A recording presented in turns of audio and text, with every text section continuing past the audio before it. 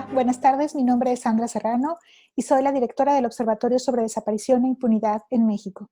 Le agradezco a la Asociación Nacional de Magistrados de Circuito y Jueces de Distrito de este país la invitación para conversar con ustedes un poco sobre la desaparición forzada de personas, o básicamente lo que yo quisiera conversar con ustedes en esta ocasión tiene que ver con el análisis de sentencias que se han emitido tanto en el foro federal como en el foro local en materia del delito de desaparición forzada o desaparición por particulares. Esta investigación forma parte de una investigación más amplia que realiza el Observatorio sobre Desaparición e Impunidad en México, que también abarca a las fiscalías, a las comisiones de búsqueda, y así como el acceso a la información o las políticas de información en torno a la desaparición forzada de personas.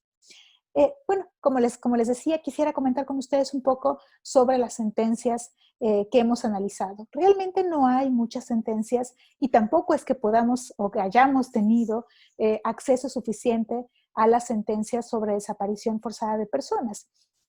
Tenemos acceso a 31 sentencias, de las cuales en realidad pudimos solamente analizar 28 porque eran las que tenían datos suficientes para poder ser analizadas. Algunas no contaban, tenían toda la información tachada y en otros casos se referían a otros delitos o delitos vinculados, pero donde el análisis principal no fue el de la desaparición forzada de personas.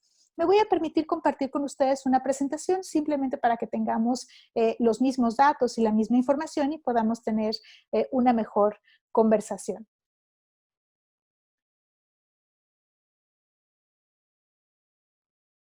A ver, aquí está la presentación. Bueno, espero que me puedan seguir desde aquí. Lo que nosotros nos preguntábamos al hacer este análisis no tenía que ver tanto con la argumentación que siguen las autoridades judiciales al resolver este tipo de casos o al valorar las pruebas. Básicamente lo que nos interesaba era en qué medida las sentencias nos reflejaban la forma en la que se está o no respetando el derecho de acceso a la justicia de las víctimas y de los familiares de víctimas de desaparición forzada y desaparición por particulares. Entonces, nuestra pregunta más bien tenía que ver con eso, con el derecho de acceso a la justicia. Habrá otras investigaciones o a lo mejor el propio observatorio en otro momento se va a preguntar justamente por hasta qué punto las argumentaciones están bien sustentadas o no, pero nosotros nos preguntábamos más sobre cómo se cumple este derecho de acceso a la justicia de las víctimas. Por supuesto, se trata de un derecho complejo que implica diferentes obligaciones y que tiene distintos niveles. Mirar las sentencias es mirar un resultado, en realidad, que recupera el trabajo que hace la investigación, que hacen los fiscales, pero también en parte la propia defensa de las personas imputadas, y finalmente la forma en la que las autoridades judiciales hacen una lectura de los hechos que se les ponen sobre la mesa. Entonces, bueno, como ustedes saben, el acceso a la justicia es un derecho complejo que reúne distintos derechos, ¿no? Reúne al menos el derecho a un recurso efectivo y a un debido proceso, ¿no? Toda persona que ha sufrido una violación a derechos humanos debe tener acceso a un recurso en el que de manera pronta y sencilla se puedan dirimir, se puedan investigar los hechos y se pueda dar una respuesta frente a eso, ¿no? Es básicamente de lo que se trata el derecho de acceso a la justicia. En la jurisprudencia de la Corte Interamericana de Derechos Humanos, el acceso a la justicia también incluye los procedimientos penales, en la medida en que de lo que se trata es de encontrar la verdad y la justicia por medio de un procedimiento penal. No solamente se trata de determinar que existió una violación a derechos humanos, sino en aquellas violaciones graves a derechos humanos que además constituyen un delito, será necesario que, como parte del acceso a la justicia, las víctimas y o sus familiares también tengan acceso a estos procedimientos que de cualquier manera deberían de tener un acceso sencillo y rápido y ser idóneos para resolver esto. Pero sobre todo me interesa que nos centremos, o nosotros nos centramos, en la importancia de la debida diligencia en una investigación. ¿Por qué? Porque como parte del acceso a la justicia, en realidad de lo que se trata es de poder determinar la verdad sobre los hechos. Y en delitos tan complejos como la desaparición forzada de personas o la desaparición por particulares, el tipo de investigación que se realiza debe reflejar esa complejidad y debe reflejar las estructuras que permiten la existencia de la desaparición de personas. Rara vez existen desapariciones aisladas. Normalmente la desaparición es un fenómeno que se generaliza o que al menos tiene un gran caudal de personas que sufren esta grave violación a derechos humanos. Por eso, cuando se piensa en la debida diligencia como parte del acceso a la justicia en casos de desaparición forzada, en lo que se está pensando es no solamente en el uso de todos los recursos a disposición de las distintas autoridades del sistema de procuración y administración de justicia, sino se está pensando en análisis sistemáticos y comprensivos de los hechos. Se está pensando en una metodología que utilice el análisis de contexto de base, donde los distintos casos se puedan conjuntar para poder identificar patrones de conducta. Es decir, como la desaparición no sucede de manera aislada, sino suele suceder como parte de un entorno complejo de violencia también, violencia producida por el propio Estado, pero también puede ser por particulares, entonces es necesario poder identificar la forma en la que se están llevando a cabo las desapariciones de las personas, tratar de identificar patrones. Y la segunda manera es hacer un análisis contextual. Acá ya como presupuesto, es análisis de contexto también, pero como un presupuesto de las condiciones que permiten la desaparición forzada. Entonces, mientras que el análisis sistemático y comprensivo de los hechos nos va a permitir identificar patrones en la comisión de la desaparición, el análisis contextual nos va a permitir ubicar esos patrones que ya identificamos en una situación de país o de región más amplia. ¿Por qué se está permitiendo esto? ¿Qué otros actores influyen? ¿Qué otras circunstancias de violencia también están sucediendo? Y esto es importante porque, insisto, de lo que se trata es de conocer la verdad sobre las desapariciones. Y si las desapariciones no suceden como casos aislados, entonces la investigación se complejiza. Por eso se llaman, como ustedes saben bien, delitos complejos. Y tiene distintas capas, ¿no? Una capa mucho más, la capa más específica, que es la del delito en concreto que se va a investigar, pero ese delito concreto, individual, en realidad se inserta en un contexto general más amplio. Y de eso es de lo que se trata cuando se habla de análisis de contexto y cuando, por ejemplo, la Corte Interamericana nos dice tiene que haber un análisis sistemático y comprensivo de los hechos. Las desapariciones rara vez ocurren de manera aislada o individual. Pero además, como son delitos complejos, no basta con identificar a los perpetradores individuales o materiales, sino que más bien se trata de identificar las estructuras criminales que permiten la existencia de la desaparición. Entonces, por supuesto, no solamente se trata de identificar a los autores materiales y no solamente tampoco a los intelectuales, sino incluso a los estratégicos y beneficiarios. ¿Por qué? Vamos a entender el fenómeno de la desaparición no solamente identificando al perpetrador inmediato, sino también a los mediatos que son los que sostienen la estructura criminal. Entonces, de a poco, los casos, la investigación de los casos individuales nos debe ir permitiendo develar el funcionamiento de la desaparición, del fenómeno de desaparición. A eso se refiere la debida diligencia, porque va encaminado a conocer la verdad. En este sentido, la investigación tiene como fin construir verdad, ¿no? La investigación no solamente tiene como fin acreditar la responsabilidad de un perpetrador, sino desde el acceso a la justicia, tratándose de violaciones graves a derechos humanos que son sancionados por el derecho penal, debe tratar de construir verdad. Y por supuesto, también debe llevar a la determinación de una pena proporcional si así se acredita en juicio. Como les decía, de lo que se trata es de esta construcción de la verdad, saber qué le pasó a la víctima, cómo desapareció, quién perpetró la desaparición, con qué fin, y todo esto relacionado con esta investigación compleja. Pero no nos quedamos ahí. El acceso a la justicia en estos casos también incluye la búsqueda judicial. ¿Quiénes son cómo encontramos a las personas que están desaparecidas? Y algo fundamental, la participación de las familias. Ahora en nuestro sistema constitucional, las víctimas tienen una participación dentro de los procesos penales, pero el acceso a la justicia implica que la propia construcción de la verdad judicial, en esa propia construcción de la verdad judicial también participen las víctimas.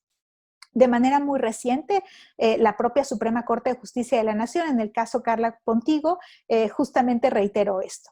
La verdad judicial es algo que se construye de manera conjunta también con la participación de las víctimas. Entonces, bueno, analizamos 28 sentencias, 15 del Foro Federal, 13 del Foro Local entre 2005 y 2019, lo cual en realidad nos permite justamente tener los picos de mayor incidencia de la desaparición, al menos en la región norte del país.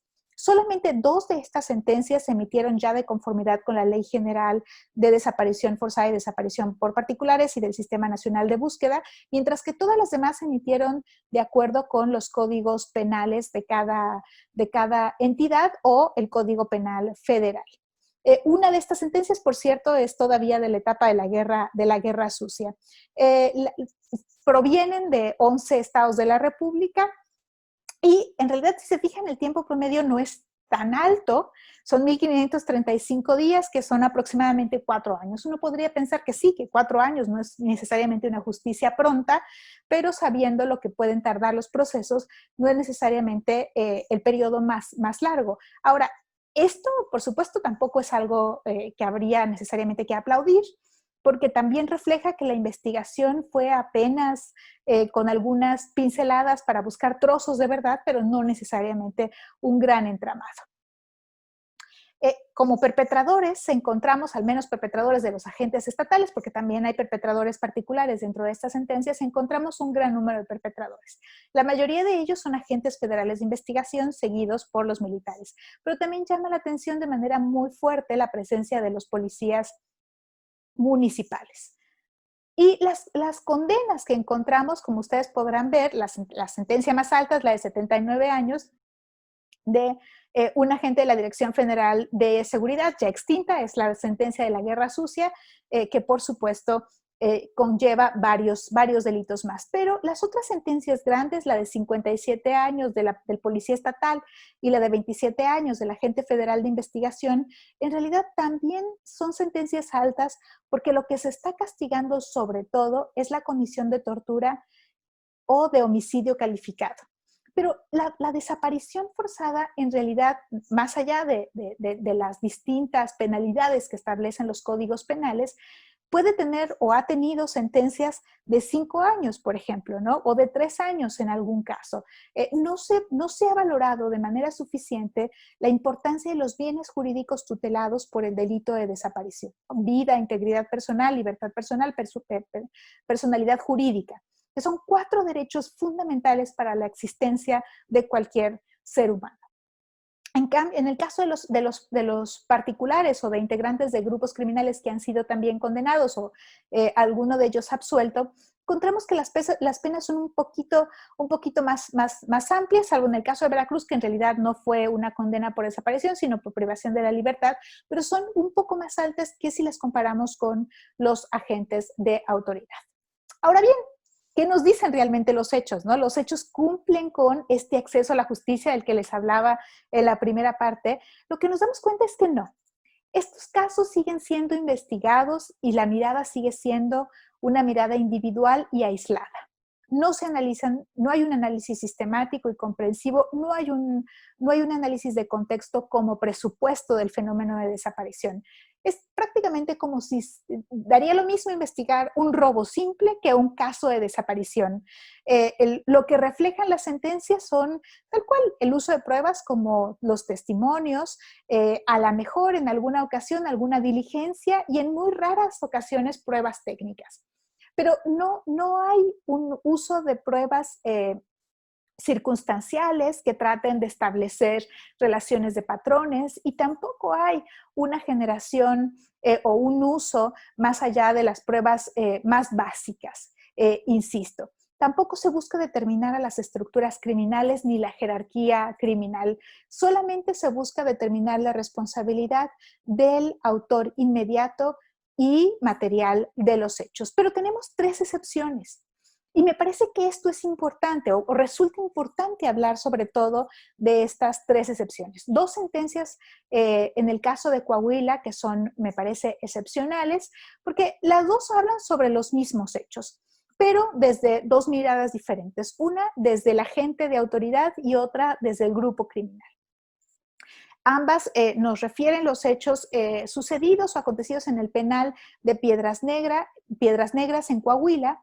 Y del lado del custodio, que es el agente estatal sentenciado, lo que nos dice es, él se autonombra jefe de la plaza y la propia sentencia nos devela cómo es que este custodio y otros compañeros de él dentro del penal permitían la entrada constante de integrantes del grupo criminal de los Zetas para que pudieran llevar personas que posteriormente eran desaparecidas al interior del penal o personas que eran asesinadas en el penal y sus cuerpos desaparecidos y que por supuesto quedaban en calidad de personas desaparecidas. Y del lado del integrante del grupo criminal que es condenado en la otra sentencia, pues justamente nos cuenta cómo era toda la operación para permitir la llegada de las personas al penal y los arreglos que tenía con las propias autoridades. Entonces, la sentencia no solamente se limita a poder identificar a estos dos perpetradores directos, sino que nos permite ver cómo era toda la operación que llevaban a cabo, cómo se ponían de acuerdo, cuáles eran sus objetivos y cómo se utilizaba el penal, qué áreas del penal, por qué ahí, cuál era el poderío de este grupo criminal. Entonces sí, nos dejan ver más espacios de verdad que solamente decirnos un militar detuvo a una persona, la entregó a otra persona y ya. Claro, ese militar cometió una desaparición forzada de personas, pero hay un poco más allá. Y en el caso de Chihuahua sucede algo similar, nada más que ahí la estrategia de la fiscalía fue reunir los casos en uno solo y justamente nos cuenta cómo los policías municipales entregan a personas, a integrantes de grupos criminales también que posteriormente son desaparecidos y la propia sentencia nos cuenta la lógica del arreglo entre los dos grupos.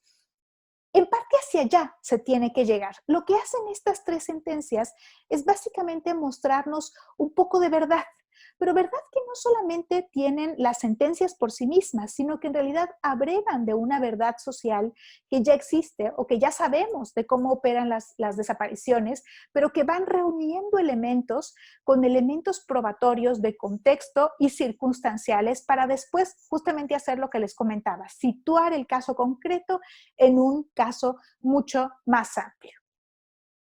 ¿Qué no resuelven estas sentencias? Lo que no resuelven es la rendición de cuentas de los perpetradores. Nos aportan verdad, nos aportan más verdad que las otras 25 sentencias analizadas, pero la rendición de cuentas de los perpetradores se sigue quedando en los más inmediatos, en los más directos perpetradores y no nos permiten ver una rendición de cuentas más amplia de aquellos que dentro de las estructuras criminales estatales y privadas permiten todo esto. Esto puede tener que ver con otros elementos, por ejemplo, con la propia presencia todavía en puestos de poder de aquellas personas que participaron en estas estructuras criminales. Pero finalmente lo que quisiera compartir con ustedes es que en términos de búsqueda y reparación tampoco hay un avance fundamental, aunque ya empieza a haber el uso de la ley general también para esto. Solo en 2 sentencias de las 10 donde la persona todavía no había aparecido, se ordenaron acciones de búsqueda. Y esto es grave, porque la búsqueda es tal vez lo más importante para los familiares de una persona desaparecida y ahora una obligación también directamente establecida en la ley general. Y en materia de reparación, a pesar de que la reparación es una obligación constitucional establecida en el artículo 1 constitucional, en 12 sentencias no se estableció ninguna reparación, aún teniendo todos los elementos para poderla determinar. Cierro con ustedes con algunas ideas. Es importante la investigación compleja, una investigación contextual, pero también es importante aprender a valorar esto en términos del ámbito de la justicia, de la valoración judicial.